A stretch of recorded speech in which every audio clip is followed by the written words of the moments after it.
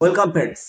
যে সমস্ত সরকারি কর্মচারী পশ্চিমবঙ্গ সরকারের ওয়েস্ট বেঙ্গল হেলথ স্কিমের আওতায় রয়েছেন, আপনাদের জন্য আজকের এই খবরটা অত্যন্ত গুরুত্বপূর্ণ।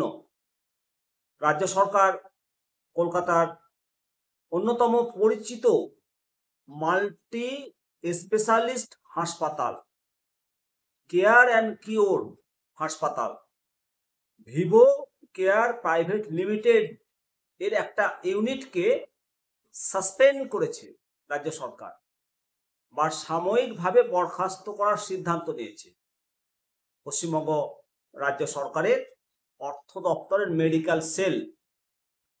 4 সেপ্টেম্বর 2025 তারিখে এই বিষয়ে একটা বিজ্ঞপ্তি জারি করেছে বলে সংবাদ মাধ্যম এই খবর পরিবেশন করেছে। কেন সাসপেন্ড করলো এই হসপিটালকে? একাধিক গুরুত্বপূর্ণ অভিযোগ রয়েছে। বিজ্ঞপ্তি অনুসারে কেয়ার অ্যান্ড কিওর হাসপাতালের বিরুদ্ধে ওয়েস্ট বেঙ্গল হেলথ স্কিমের যে একাধিক সুযোগ সুবিধাগুলো রয়েছে,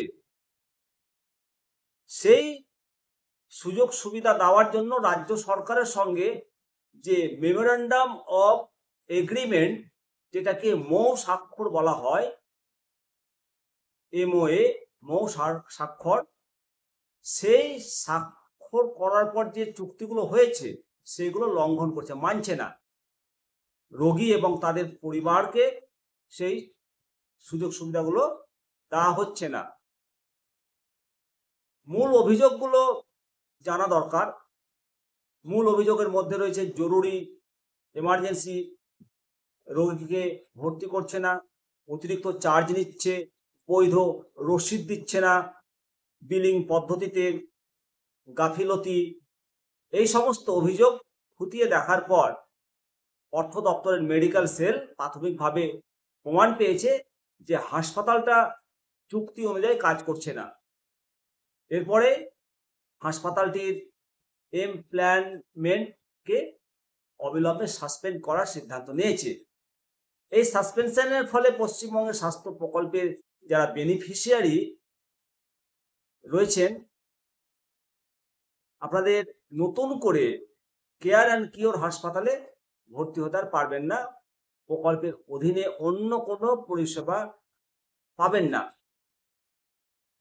এই হাসপাতালটা সাসপেন্ড হওয়ার ফলে রাজ্য সরকার তবে একটা গুরুত্বপূর্ণ আশ্বাস দিয়েছে, যে বিজ্ঞপ্তিতে বলা হয়েছে যে সমস্ত রোগীরা এই সাসপেনশন আদেশ জারির আগেই হাসপাতাল থেকে ইনডোর পেশেন্ট হিসাবে ভর্তি রয়েছেন, তাদের চিকিৎসার কোনো বাধা আসবে না।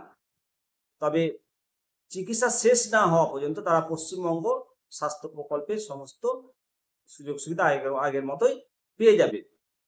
এর ভবিষ্যৎটা কি হবে? এই সাসপেনশনটা সাময়িক। অর্থ দপ্তরের মেডিকেল সেল একটা পূর্ণাঙ্গ তদন্ত চালাবে। তদন্ত রিপোর্টের ওপর ভিত্তি করে হাসপাতালটিকে আবার পুনরায় এই প্রকল্পের অধীনে ফিরিয়ে আনা হবে কিনা দেখবে। ততদিন পর্যন্ত ওয়েস্ট বেঙ্গল হেলথ স্কিম প্রকল্পের বেনিফিশিয়ারিরা অন্য কোনো এমপ্লয়েড হাসপাতালে চিকিৎসা করার জন্য তাদেরকে পরামর্শ দেওয়া হয়েছে। অবশ্যই আপনাদের স্বাস্থ্যের ব্যাপারে রাজ্য সরকার যে প্রকল্পের যে নিয়ম কানুন রয়েছে সেইগুলো যাতে ঠিক প্রয়োগ হয় বা মেনে চলে হাসপাতালগুলো, সেই ব্যাপারে কিন্তু রাজ্য সরকার কঠোর। তাই বেনিফিশিয়ারিদের স্বার্থ রক্ষা করতে রাজ্য সরকার এর তৎপরই মনোভাব নিয়েছে। পরবর্তীতে আপডেট পেলে আবার আপনাদেরকে জানাবো। সেই জন্য বলবো চ্যানেলটিকে সাবস্ক্রাইব করে রাখবেন, যাতে পরবর্তী আপডেটগুলো জানতে পারেন সহজেই। ভালো থাকবেন। জয় হিন্দ, জয় ভারত।